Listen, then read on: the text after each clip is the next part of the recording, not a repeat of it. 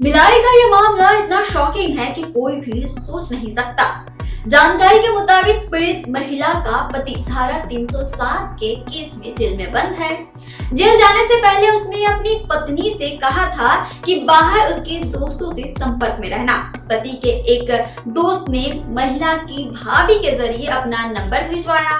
भाभी ने ही पीड़िता और उन दोनों युवकों की पहचान करवाई थी। महिला को लगा कि शायद मदद के लिए बुलाया जा रहा है, लेकिन जैसे ही वह पहुंची, अंदर में पहले से उसका दूसरा दोस्त भी मौजूद था। दोनों ने मिलकर महिला के साथ गैंग रेप किया और वहां से भाग निकले।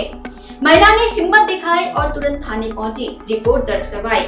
पुलिस ने तुरंत कार्रवाई की और दोनों युवकों के साथ उस महिला को भी गिरफ्तार कर लिया गया जिसने मुलाकात करवाई थी। अब पुलिस पूरे मामले की जांच कर रही है। छत्तीसगढ़ से जुड़े और अपडेट्स के लिए आप देखते रहे OM छत्तीसगढ़।